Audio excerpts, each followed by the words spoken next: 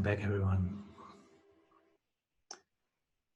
The two of us have the privilege here to meditate in front of two screens, and believe me, it is a privilege because we have two meditation rooms, one for the webinar and one for the stream on YouTube. And just to be in the presence of all of you is something that does something. And our belonging to Earth is also expressed in our shared presence to this. And I'm very honored that we have a guest, which I think is a very special guest, is Pir Zia OWBW. He's part of the Sufi tradition. And I consider the Sufi tradition as being, on one hand, centered around Islam, but also coming from different roots from Africa, from India, from Pakistan, from Persia. And as I understand, Pir Zia OWBW also transcending into a universal spirituality. And I feel very privileged that we really can listen how belonging to Earth is something that is really centered in our embodiment. And with embodiment, again, this is our individual embodiment, but also our collective embodiment, and even our embodiment as being part of this earth.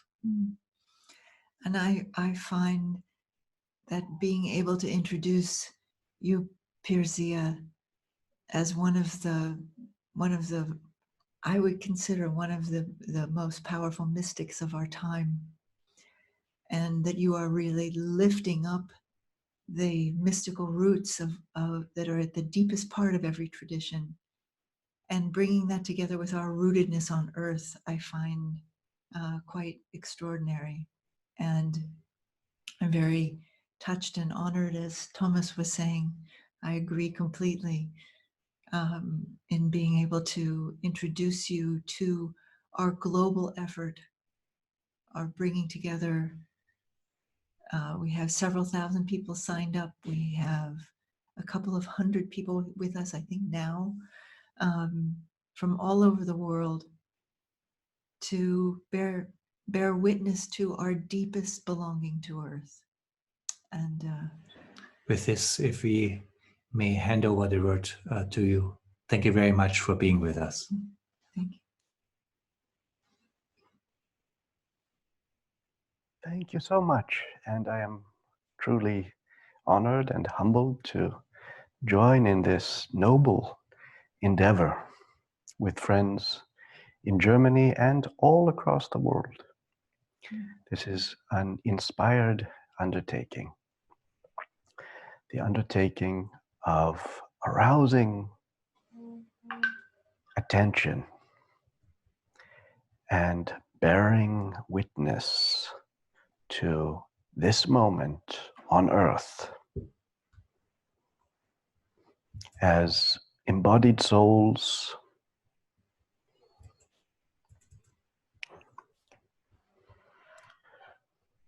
living and moving and having our being within the substance and spirit of the planet, awakening to the beauty that splendorously arises from the incarnate condition, and simultaneously coming face to face with the suffering that is here within ourselves, amongst us, and in the very planet. How do we hold all of this? How do we accommodate in our being the paradox of a joy that has its wellspring in eternity and a very real consciousness of the degradation that our fellow human beings, that animals, that plants, that the earth itself is suffering. We're called to bear witness.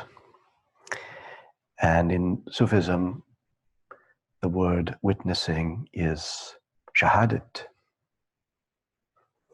And the kalimat shahadat, the profession of witnessing, is this: La ilaha illallah. There is no God but God.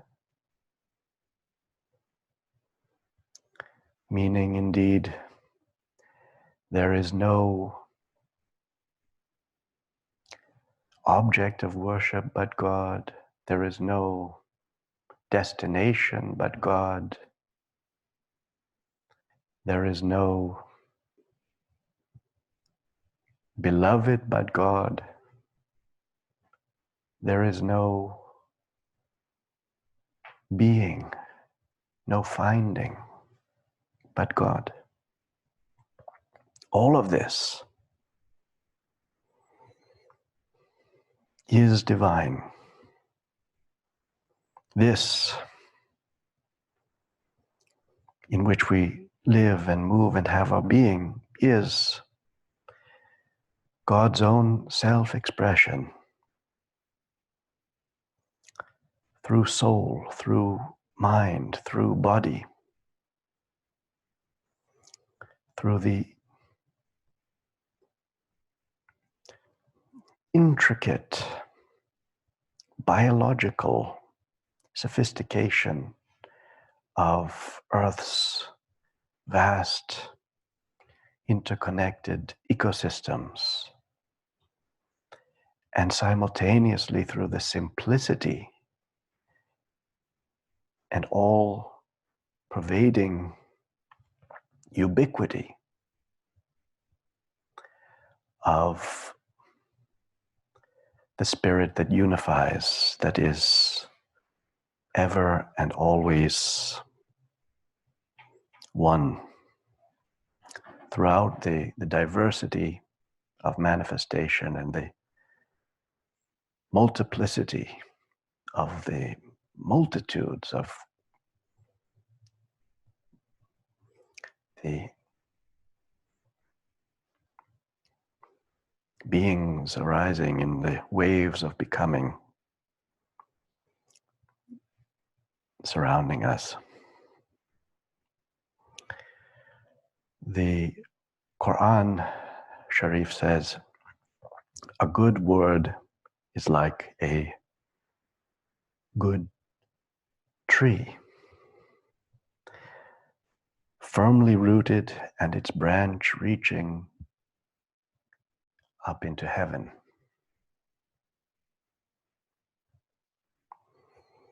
As we speak, ancient forests are burning.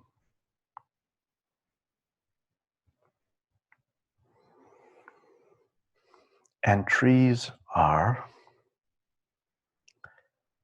the most profound teachers that we have.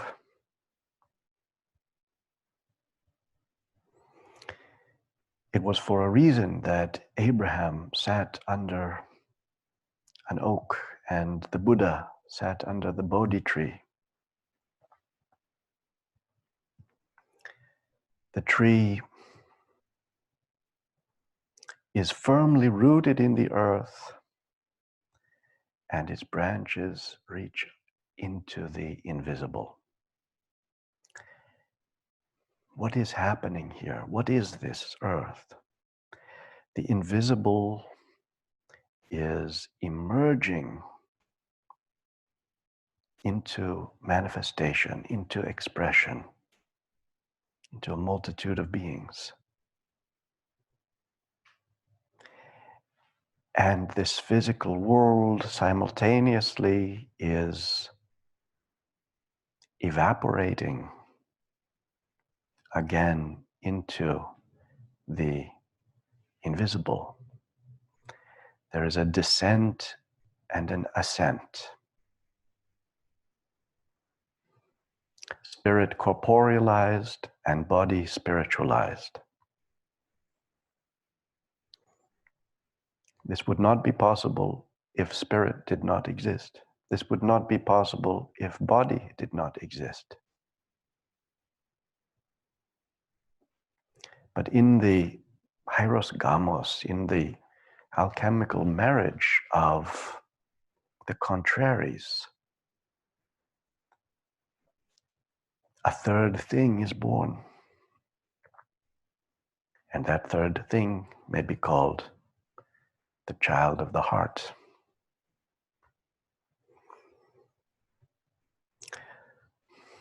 The earth is therefore birth-giving.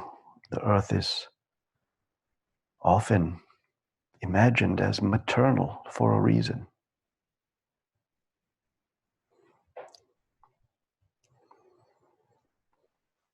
The descent of the soul to the earth, or you might say the emergence of the soul within the earth, the materializing of the implicate as the explicate, is crucial to the soul's journey.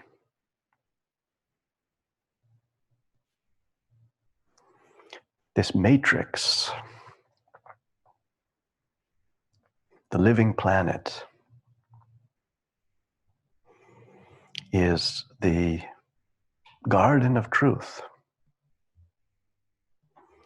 And we are told that humanity once lived in ease in the garden, in simplicity. But then came exile and alienation.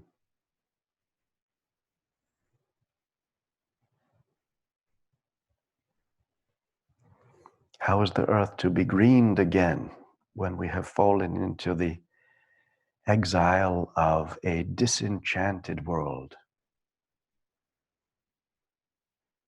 A world in which we commonly speak of the inanimate world, a world without anima, without soul. Can it be that there is anything in this universe that is soulless?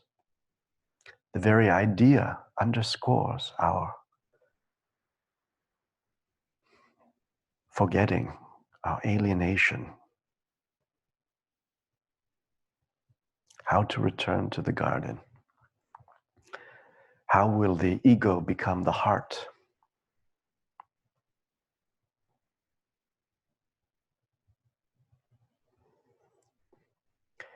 In Sufism, we speak of 3 stages of the ego. There is that crude ego that is called the nafs al-amara, that wants what it wants and takes what it wants and cares nothing about anyone else. In fact, cannot even witness another, only knows its own appetites. It isn't aware. It doesn't have the capacity to even imaginatively enter the life of another being and to sympathize. And so it preys on the vulnerable and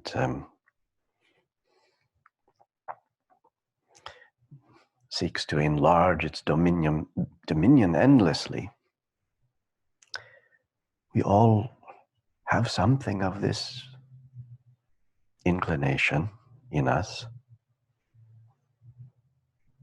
In some measure, it's actually part of the natural order, that species and organisms strive for their own advancement and their own gratification. But within a larger ecology of being, in which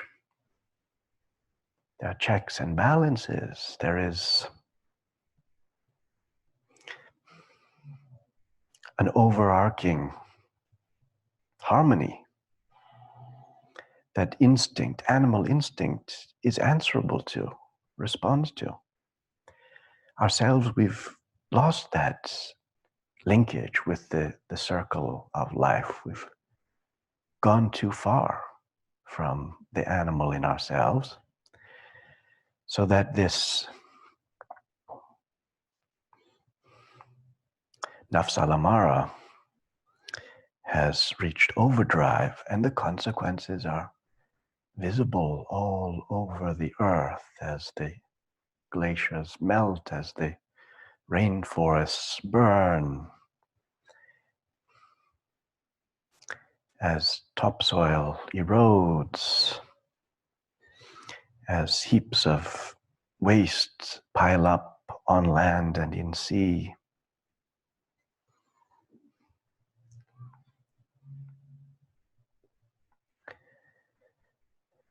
This is the world of the nafs al-amara. Then there is the nafs al-lawama, which is the conscientious self that stops and looks and sees, what is the result? What is the effect of what I do? This is bearing witness.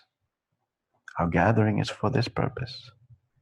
Pause, look, enter into the consciousness of other beings, animals, plants, other human beings, bereft of livelihood, and take heed. And in that there may be a certain guilt, there may be a certain shame, there may be a certain fear, there may even be almost a paralysis, overwhelmed by the consequences, discovering that life is consequential. All of our decisions matter. Possessed of will as we are possessed of tremendous responsibility. And when one feels that responsibility, it's weighty, a huge weight. That weight may feel so enormous that one flees from it, one tries to overlook it, forget it, turn the other way, indulge, distract oneself. Don't look. But if one has the patience, has the endurance, one will stay in that state of looking. Even if it's not comfortable. But one stays in it, one stays with it. I'll be there with you. You, whose glades and glens are bulldozed, I'll keep watch with you. That's the nafs al-lawama. And then comes the nafs al-mutmaina, the tranquil self. And as the Quran tells us, it is the nafs al-mutmaina that is at home in the garden, that enters the garden, well pleased and pleasing. The nafs al-mutmaina, that degree of the ego when the ego isn't for itself merely anymore. It knows the state of others and feels the pain of others and feels the joy of others. And it knows its kinship with the birds, with the fish, and their happiness is mine and mine is theirs, and this garden belongs to God, and everything here is God's face. And action comes from wholeness. The teacher of my grandfather, Syed Abu Hashim Madani, said, on this path there is only one virtue and one sin. The virtue is the breath that is breathed in consciousness of the unity of being. And the sin is the breath that escapes in negligence, in heedlessness.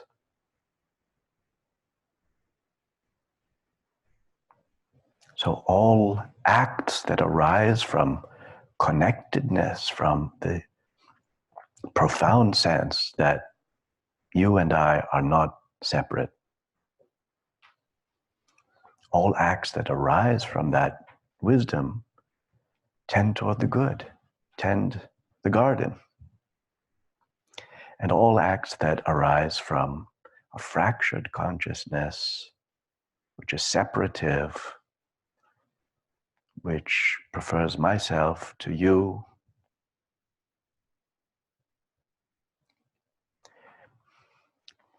there begins the mischief.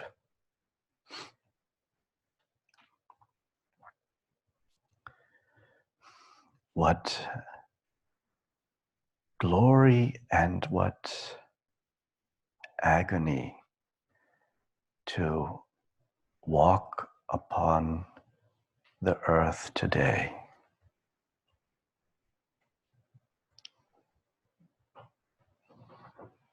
Everything is here, the most exquisite communion, the sweetest beauty, and the most horrific ravages. It's all here, and we're all part of it, and our life is connected to all of it. We're not strangers here. We are of the earth. And the earth is of the cosmos, and the cosmos is of the infinite mystery.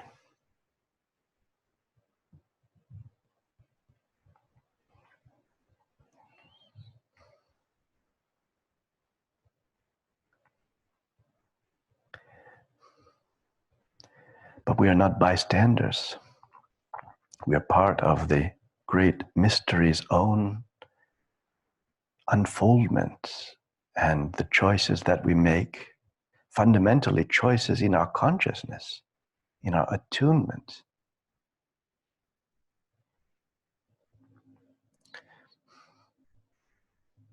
Give form to the unfoldment of divinity in manifestation. We are part of this, and we're part of each other. This body, we call it our own, is composed of molecules that have floated through the world endless times, swimming the Atlantic and the Pacific, soaring in the sky, burrowing in the earth in the bodies of squirrels,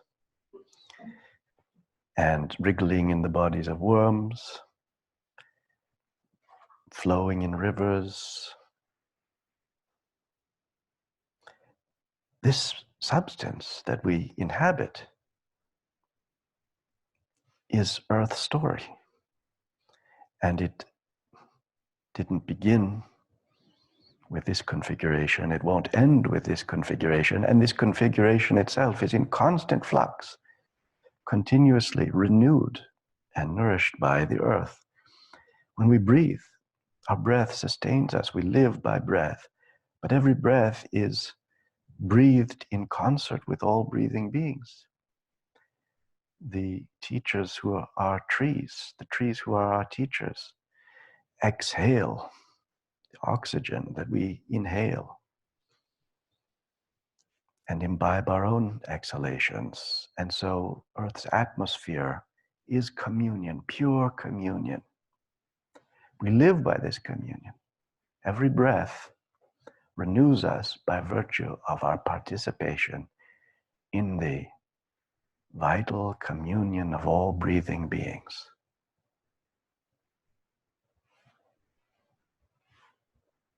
Imagine the itinerary of the breath that you breathed.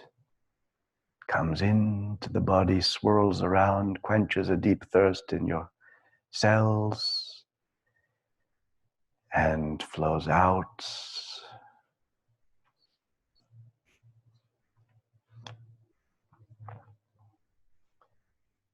whither does it go? Earth baffles us with its mystery, with its grandeur, with its complexity. The divine beneficence is shown in this. Earth is the very statement of God's love. So evident on every horizon. Now, can we meet that beneficence, that love, that generosity in its own spirit and rise to its heights and attune to it and live its law rather than merely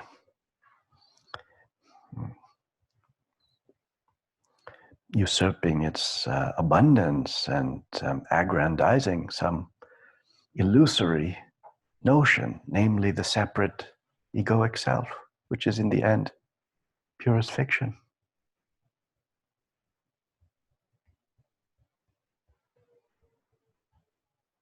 The real story is the story of divinity revealed in cosmos, earth, ensouled body, community, forest, mountain, stream.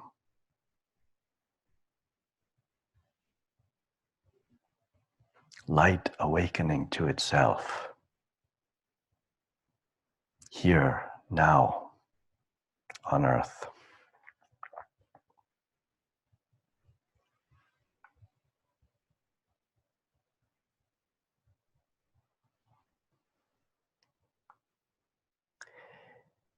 In our Sufi path, there's a practice we do every day, and I would like to invite you to join in the doing of it. It's quite simple.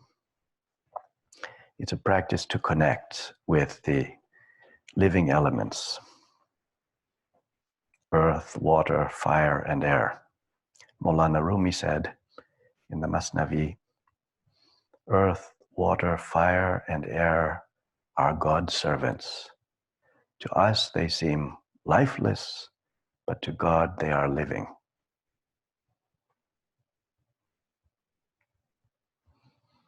If you want to know God, know the divine creation, know the divine servants, know them on the horizon and in yourself. Know them in the landscape, know them in the body, know them in your very psyche. The landscape inhabits mind and heart. And what is in our mind and heart makes its mark on the landscape. There's a continuous reciprocity. And when we see this, that reciprocity becomes symbiotic, synergistic. The invisible nourishing the visible nourishing the invisible. That's what the tree teaches. The root firmly in the earth, drawing up nutrients from the soil, drawing up the life of this planet, imbibing it, witnessing it, respecting it, and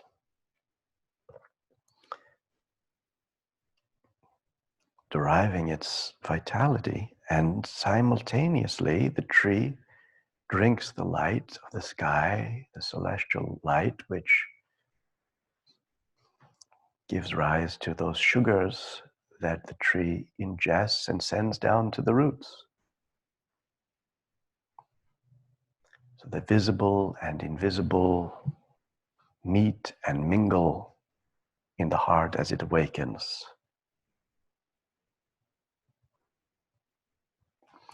The first step in the practice is to breathe in through the nose and out through the nose. The earth breath. Feel the pull of gravity as a species of divine attraction. The tug of the earth on your bones as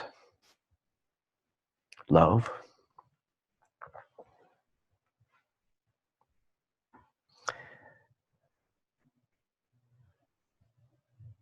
observing the body is clay. Clay that has been molded and molded into this exquisite anatomy. The same clay that has taken shape in innumerable forms hitherto and will arise in ever new forms in the future. This clay that connects us with all of Earth's denizens. Clay that in its density bespeaks the patience of the earth, the humility of the earth, and the fertility of the earth.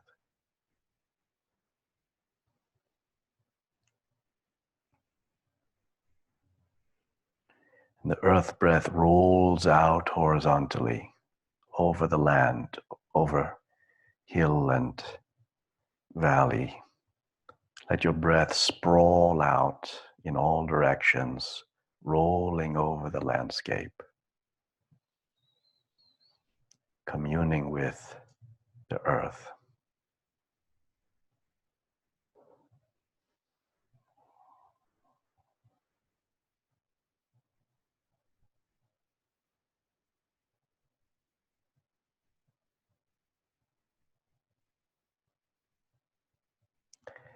The next breath is the water breath, and we breathe the water breath by inhaling through the nose and breathing out through the mouth.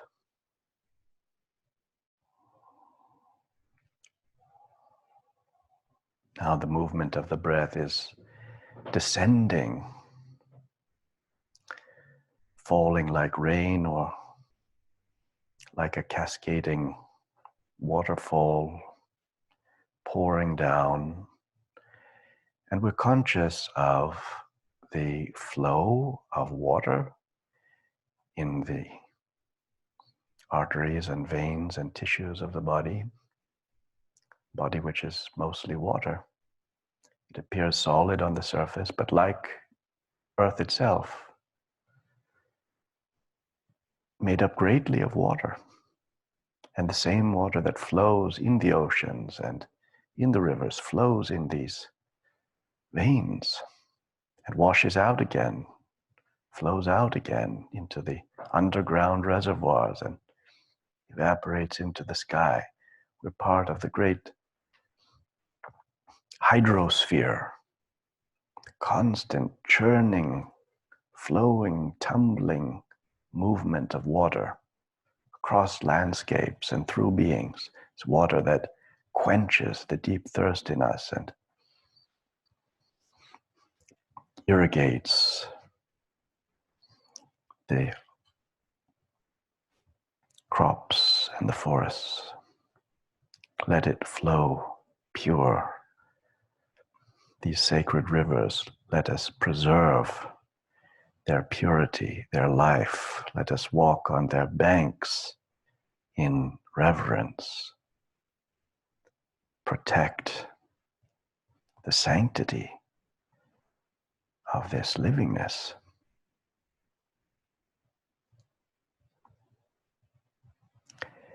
Then the breath shifts again. Third step is the fire breath. Inhale through the mouth and exhale through the nose.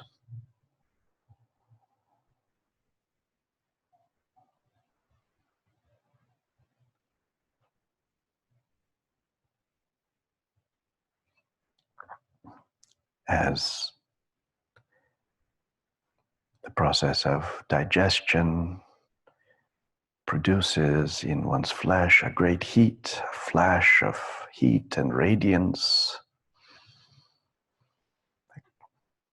caloric heat that radiates out, in fact, into the surrounding space.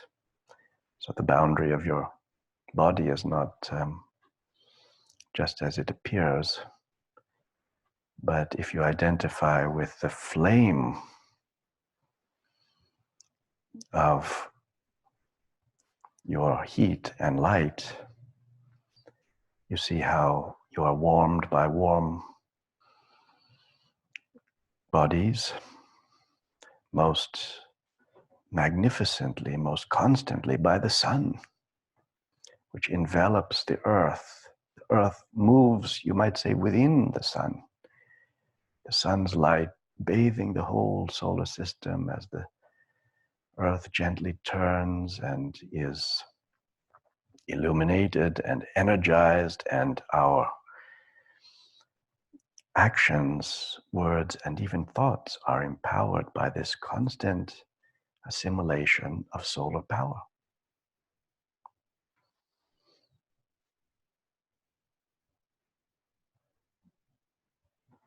Feeding on the sun.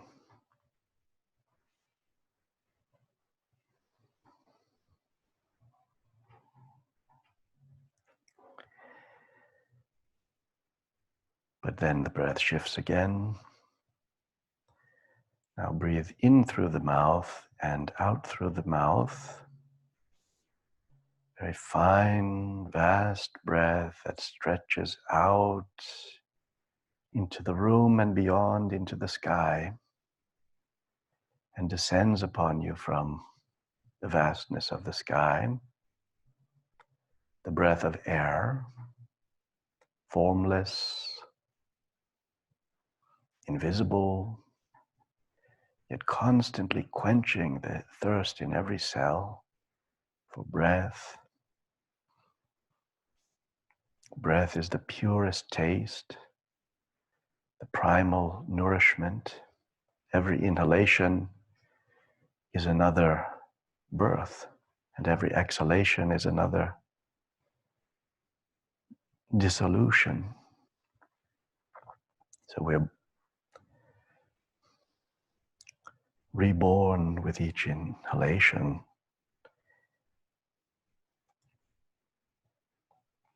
communing with all breathing beings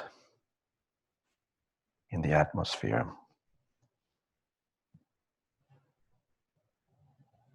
That this atmosphere that is in our hands to safeguard, to protect.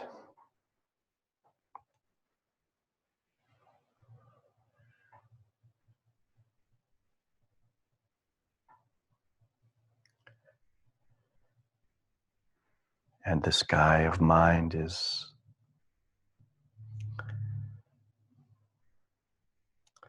far-reaching and subtle and transparent.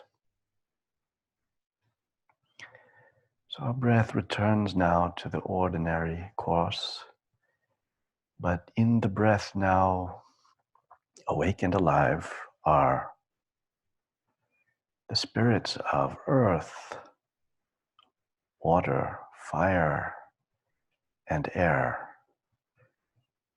equilibrious, intermingled, balanced, as we seek to step forth from inwardness to outwardness in the same spirit of balance, to sustain the balance of sky and land and ocean and forest and energy, to be in constant rapport with all breathing beings, with the animals, with the plants, and with the very stones, to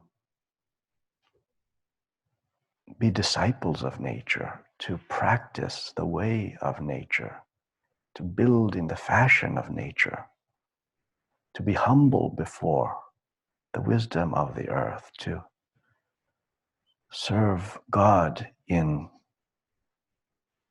venerating the earth's indescribable wisdom. May we be among those who are to serve in the greening of the garden.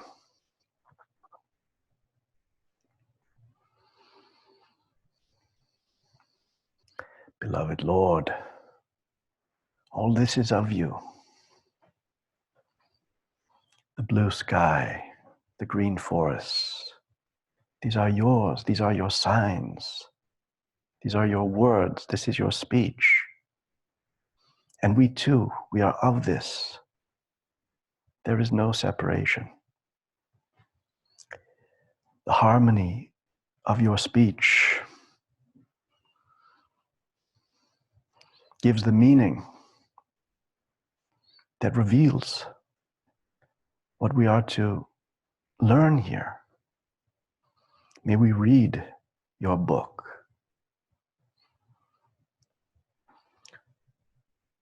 Your book of all books. The Al-Kitab, the mother of books. The book that you have written.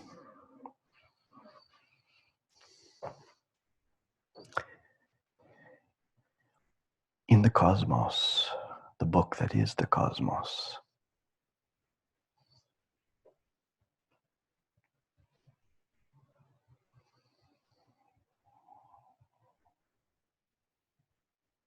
We bear witness that wheresoever we turn, there is your face. Allow us to recognize you in the bees, in the whales, in our brothers and sisters who are struggling to survive.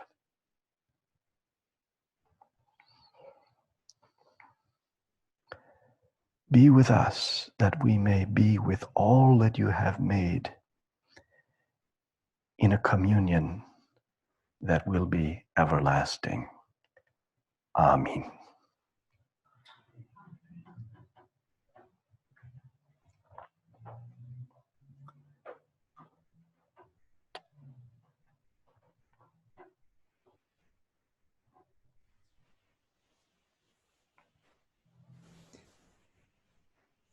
Thank you.